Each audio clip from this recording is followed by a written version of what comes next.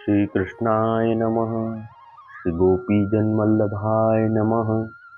श्रीमदाचार्य चरण कमलेभ्यो नमः। श्री गुसाई जी परम दयालवे नमः।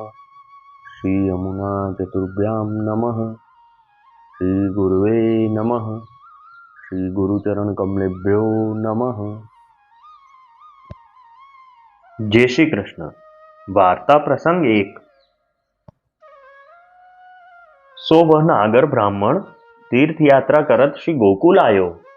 तहाँ वा नागर को श्री ठाकुरानी घाट ऊपर श्री गुसाई जी को दर्शन अलौकिक भयो। तब वह नागर ने श्री गुसाई जी से विनती करी, जो महाराज कृपा करी के मुँह को शरणी लीजिए। तब श्री गुसाई जी आप नागर ब्राह्मण सो यह आज्ञा किए, जो तुम श्री यमुना जी में स्नान करो, पाछे हम तुमको सेवक करेंगे।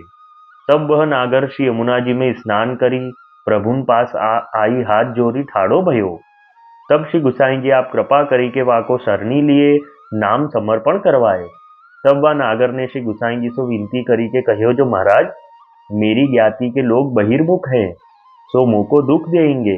तब श्री गुसाई जी वाको एक गोवर्धन शीला दे के कहे, जो तो को संकट पड़े तब तू इनको दूध सो नवाई के अभ्यंग करी के यथाशक्ति सामग्री भोग धरियो, पाछे प्रार्थना करियो।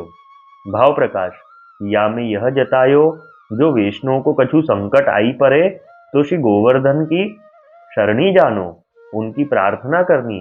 काहे ते श्री ठाकुर जी तो लीला परवश है, ताते उनको प्रार्थना किए थे श्रम होत हैं।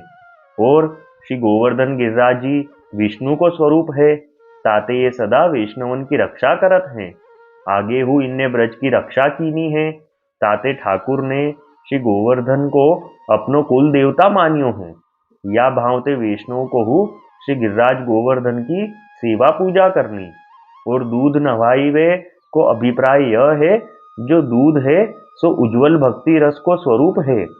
सो श्री गोवर्धन आप हरिदास वर्य है, ताते ये भक्ति रस सो सदैव स्नान करत हैं, ता करी ये ठाकुर को प्रिय है। पाछे वह नागर तीर्थ करी के अपने घर आयो। तब श्री गोवर्धन शीला को भोग धरी के सगरी ज्ञाति को ब्रह्म भोजन करवायो। तब सबन आई तिलक माथे माला गरे में देखी, तो यासो पूछी के क्रोध करी के सब चलन लागे। तब इन उनसो कही, जो तुम क्यों जात हो। तब उन सबन ने या नागर सो कही, जो तू महादेव को छोरी के माला पहरियो, ताते हम तो तेरे हाथ को न खाएंगे। तब या ने उनसो कही, जो या को जुआब हो तुमको एक घड़ी में देऊंगो।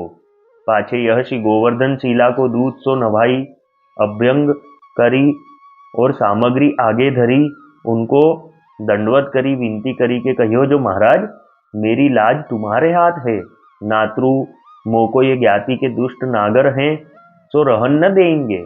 तब यासो श्री गिरिराज जी कहे, जो मेरे प्रसाद की इनको योग्यता नाही है, पर इनको महात्म्य दिखाऊंगो।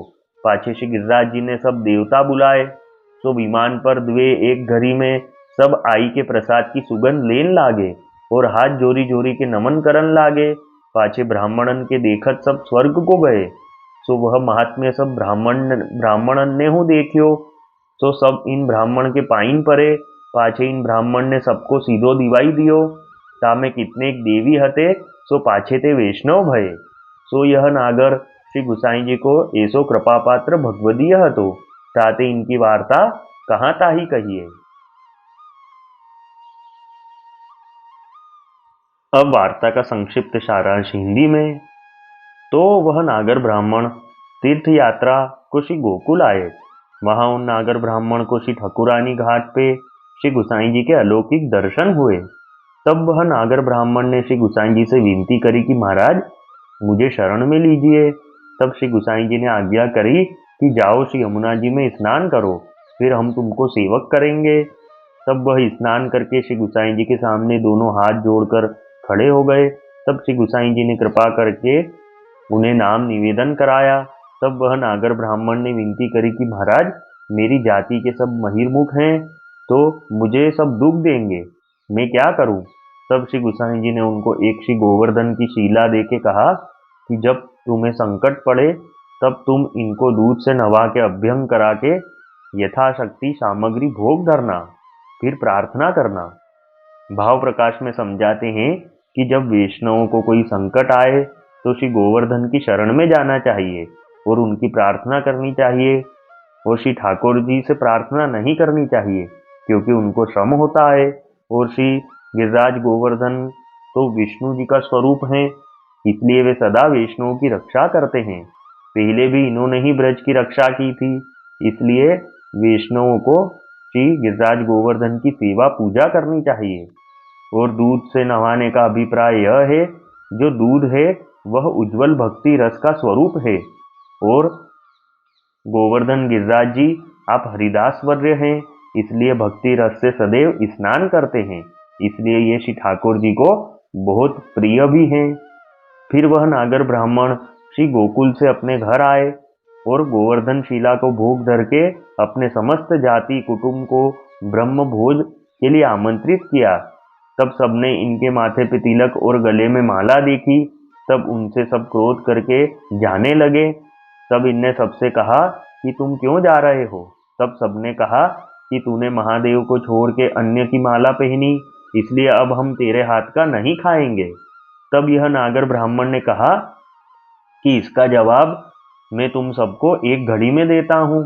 फिर इनने श्री गोवर्धन शिला को दूध से नवा के अभ्यंग करा के सामग्री भोग धरी और दंडवत करके विनती करी कि महाराज, मेरी लाज अब आपके हाथ में है, मुझे ये सब जाति के लोग यहाँ रहने नहीं देंगे। तब श्री गिरिराज जी ने आज्ञा करी कि मेरा प्रसाद लेने की इनकी योग्यता नहीं है, फिर भी मैं इनको महात्म्य दिखाऊंगा। फिर श्री गिरिराज जी ने सब देवता बुलाए, तो एक दो घड़ी में ही सब आए, और इन सब ने उन नागर ब्राह्मणों के देखते देखते सबने प्रसाद की सुगंध ली और सब नमन करके स्वर्ग को वापस चले गए। तो ये महात्म्य वहां उपस्थित सभी ने देखा और देख के विस्मित हुए। तब सबने इन वैष्णव नागर ब्राह्मण के चरण में नमस्कार किया, और फिर ये नागर ब्राह्मण ने सबको प्रसाद दिया, और बाद में इनमें से बहुत से देवी जीव वैष्णव भी हुए। तो यह नागर ब्राह्मण श्री गुसाई जी के इसे कृपापात्र भगवदीय थे।